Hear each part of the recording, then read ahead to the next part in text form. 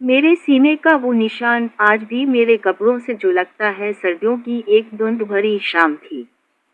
شہر کی گلیاں خاموش تھیں اور ہلکی ہلکی بارش فضا کو مزید پراسرار بنا رہی تھی۔ عائشہ کھڑکی کے پاس بیٹھی باہر گرتی بوندوں کو دیکھ رہی تھی۔ اس کی نظریں بار بار اپنے کپڑوں پر جٹ رہتی، جہاں ایک پرانا نشان کبھی کبھار ہلکا سا نمایاں ہو جاتا تھا۔ یہ کوئی عام نشان نہیں تھا۔ اس نشان کے ساتھ ایک ایسی یاد جڑی تھی جسے وہ برسوں سے اپنے دل میں دفن کیے بیٹھی تھی۔ 5 سال پہلے عائشہ کی ملاقات احد سے ہوئی تھی۔ وہ ایک نرم مزاج، بااخلاق اور خاموش طبیعت کا نوجوان تھا۔ دونوں کی دوستی جلد ہی محبت میں بدل گئی۔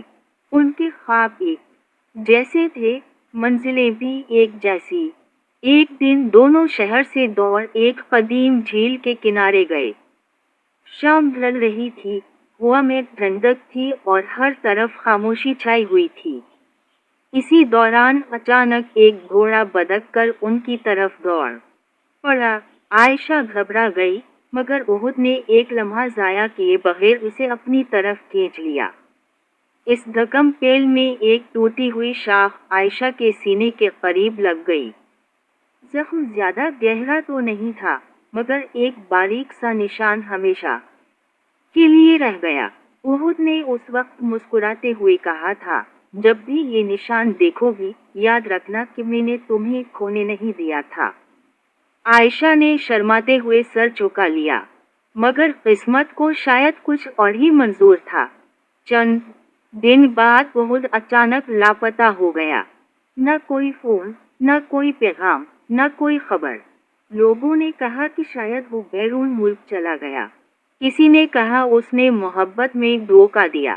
لیکن عائشہ کا دل ان باتوں کو ماننے کے لیے تیار نہ تھا۔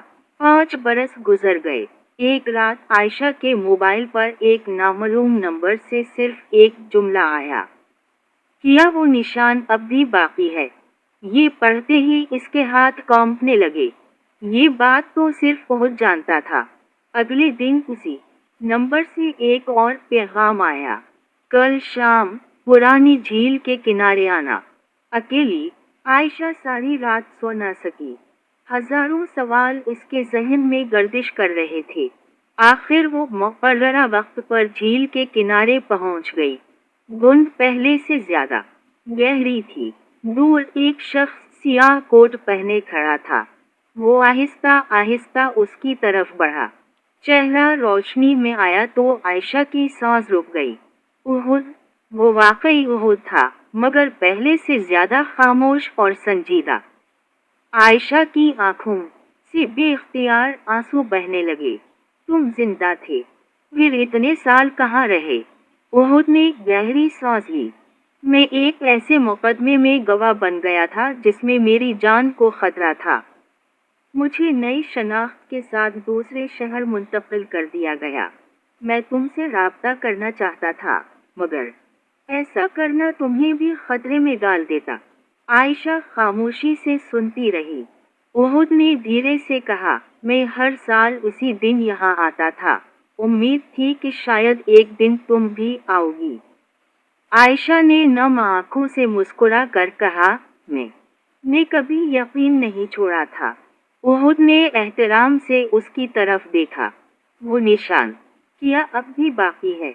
عائشہ نے مسکراتے ہوئے جواب دیا، ہاں، آج بھی میرے کپڑوں سے ہلکا سا جھلکتا ہے، مگر اب وہ صرف ایک زخم کا نشان نہیں، بلکہ اس دن کی یاد ہے جب کسی نے میری زندگی بچائی تھی۔ ہوا میں بارش کی خوشبو ایک بار پھر پھیل گئی۔ دھند آہستہ آہستہ چھٹنے لگی۔ 5 برس کی دوریاں چند لمحوں میں سمٹ گئیں۔ اس رات نہ صرف ایک راز بے نقاب ہوا، بلکہ 2 دلوں کو برسوں بعد اپنی ادھوری محبت کا جواب بھی مل گیا۔ اور عائشہ نے دل ہی دل میں محسوس کیا کہ بعض نشان وقت کے ساتھ مٹتے نہیں، بلکہ محبت کی سب سے خوبصورت یاد بن جاتے ہیں۔